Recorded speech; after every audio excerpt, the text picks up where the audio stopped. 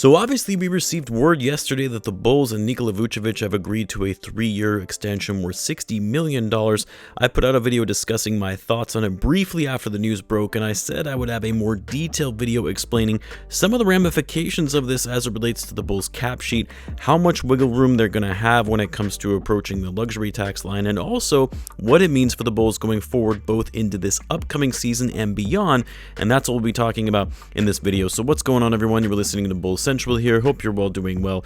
Real quick, I mentioned this on Twitter as well as on the community page, but I cannot thank you guys enough for getting the channel to 35,000 subscribers. Being on this journey with me over the last 2 years since starting the channel, I had no idea where this was going to go back when I started it, but it was been one of the best decisions that I've ever made, and I couldn't have done it without all of you. So truly want to thank you guys for that. But anyway, I'll try not to get too sappy and we can get back into the topic at hand. So I'm gonna try and not to repeat myself from yesterday's video discussing the Vucevic extension, but what I'll say again is, for those that are upset by the extension, how can a mid-team pay for Vucevic, who is a 32-year-old, a 3-year contract extension valued at $20 million a year, be okay? Well, the Bulls didn't really have much choice, unless they were going to blow up their roster, which they said they weren't going to do. They had to re-sign Vooch because they own his bird rights. If they let him walk, they wouldn't be gaining any cap space back in return because they're an over-the-cap team and still would be operating over the cap even if Vucevic did walk.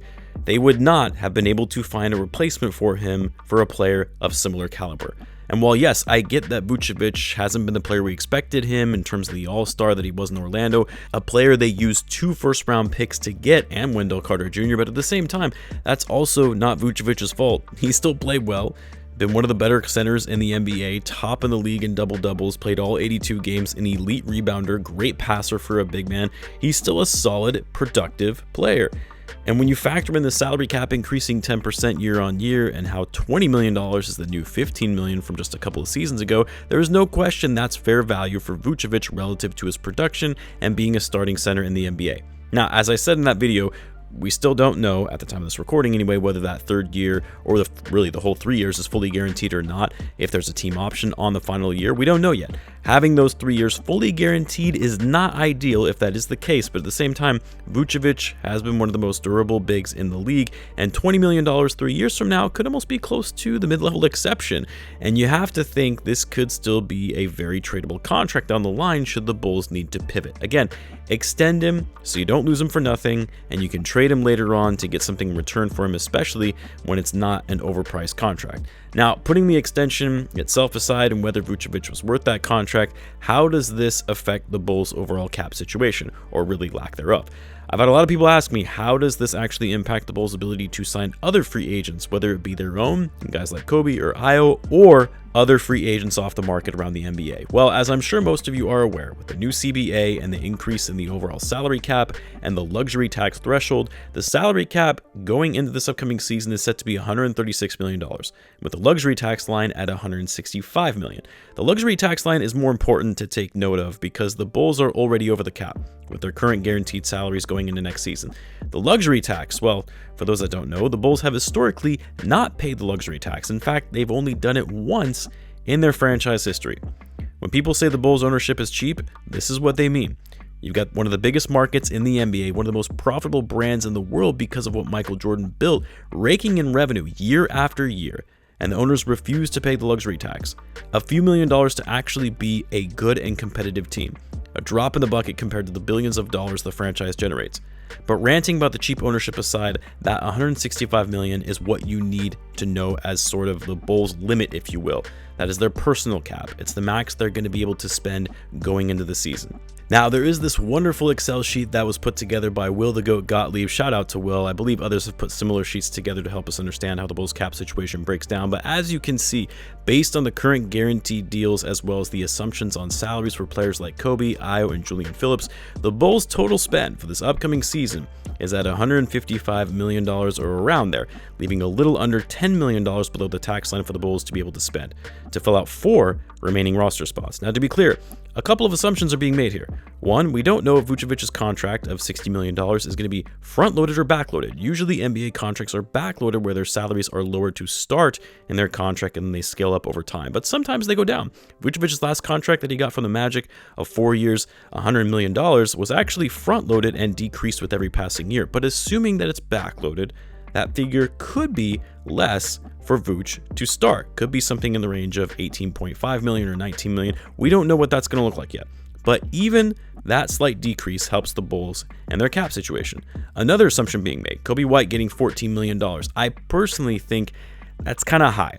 I should add that I actually misspoke the other day when I said that Coby's qualifying offer was 9.9 million. It was 9.9 million. It actually was reduced to 7.4 million as he didn't qualify for starting level minutes to obtain the full $9.9 million offer sheet, which was odd. I didn't know that that was actually a thing, but it's noteworthy because with his qualifying offer being lower, thinking Coby gets something closer in the 10 to 12 million range isn't actually out of the realm of possibility when his qualifying offer is only 7.4. Now, I still think Coby will get an offer sheet from some team. It's not like he's going to miss out on getting any kind of deals and will just play out his qualifying offer, although that would be amazing because it would give the Bulls so much more room to work with if you shed that amount of salary. But realistically, I think Coby's likely going to get somewhere in the $12 million range. Yeah, he might get something as high as $14 million, but you have to remember there are very few teams with cap space, and those teams likely aren't going to be willing to hand Coby a big offer sheet to take up the bulk of their available cap space. So if you assume Coby is going to come in around 12 million versus say 14 million. Hopefully Vooch's deal is backloaded, so he might be closer to 19. That's $3 million that would be shed, which gives the Bulls 12 plus million in room before hitting the luxury tax line. And then the two other assumptions. One, Io's qualifying offer is only $1.8 million. I'm not sure how Will arrived at that 5.2 million number. I'm sure there's a reason for it because he knows way more than I do, but either way, I find it very unlikely I would be getting an offer sheet that high, not based on the down year that he just had and how limited he's been offensively. He has upside still, don't get me wrong, but I think teams are going to be a little wary giving him an offer of $5 million. To be honest, I know this is maybe more wishful thinking, but I could see a world where Io actually prefers to bet on himself, play on his 1-year qualifying offer with the Bulls, hope that he has this breakout season and gets a much bigger payday than signing some 2 or 3 year deal at $5 million.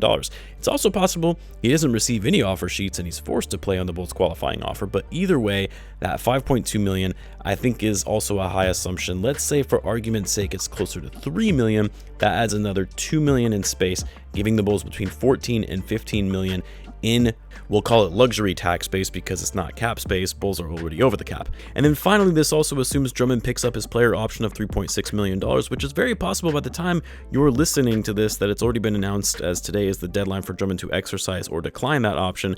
If you asked me this a couple weeks ago, I would have said there is no doubt Drummond picks up that option, but after Derrick Jones Jr. declined his, I mean, I don't know. Maybe he would decline and hope that he gets a bigger deal in free agency as the market is kind of weak right now. Really, when you think about it, Drummond at $3.3 million is actually a pretty good bargain relative to what other backup centers around the league are getting. If he thinks he can get more, even if it's like $5 or $6 million a year, yeah, he's going to decline that. Why wouldn't he? That said, though, for the purposes of this exercise, we're going to assume he picks up that option so that the money stays in the book. So $14 or so million for the Bulls to work with before entering the luxury tax. Now, people have asked, well, how do they even fill out the rest of the roster if they're an over-the-cap team and they can't sign free agents outright when they're capped out? Well, in comes the use of exceptions to the salary cap, which are the mid-level exception and the biannual exception. The full mid-level exception for this upcoming year is, I believe, to be 12.2 or 12.4 million, and the biannual 4 million or so. The Bulls have those exceptions at their disposal to operate over the cap, but again, at their disposal as long as they remain below the luxury tax. That's not a league rule, I'm just saying that's the Bulls rule because we know they're not going to pay it. You can use your full exceptions and go over the luxury tax, you just have to pay the tax, which most teams who want to be competitive are willing to do. But at $14 or $15 million, with the assumptions that we're making, this would actually enable the Bulls to use the full mid-level exception, which they can use to sign one or multiple players as long as the combined salaries don't exceed 12.2 million, and it gives them some room to use their biannual exception as well. So who would they be able to sign then? Well, when we talk about shooting, the Bulls need to add shooting. This would give the Bulls more flexibility to potentially add someone like Donte DiVincenzo, who declined his player option with the Warriors, solid shooter and actually a decent defender on the wing as well. Seth Curry, we've talked about him, a viable cheap option that is an above average shooter on high volume, would be a great scoring spark and floor spacer off the bench. Is there a possibility of landing a guy like Max Strus? I think he's likely going to go over the mid-level exception, which would make him out of the realm of possibility for the Bulls unless they executed a sign-and trade, but that would be sort of a dream scenario for the Bulls, if you will. Even landing one of these guys, though, would be ideal for Chicago.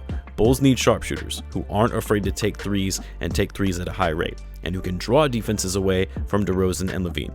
There are other options as well, non-shooters anyway, but someone like Christian Wood, who would give the Bulls some size, which they also need, but he doesn't really fit as much of a need from a shooting perspective and isn't necessarily the rim protector or defensive big they would need to pair alongside Vucevic. Then, of course, there are guys like Will Barton, potentially Jordan Clarkson if he declines his player option, but he'll likely want too much money, more than he's worth anyway. I mean, there are other guys like Kyle Kuzma, Fred VanVleet, even Draymond Green, but all of these players are going to be out of the Bulls' price range, and I don't think a sign and trade would even be likely for any of them unless you're talking about trading one of DeMar DeRozan or Zach Lavine, since Vucevic cannot be traded for at least 6 months after this extension. But look, the point is, the Bulls are going to have some options, not many, but some, potentially to improve their roster, add some shooting, and try and get creative while working within the confines of the luxury tax constraints. The question is, will the Bulls front office be able to get it done? We'll find out more in the coming days as free agency begins tomorrow night. Let me know what you guys think is going to happen. As always, be sure to subscribe, and I'll see you in the next one.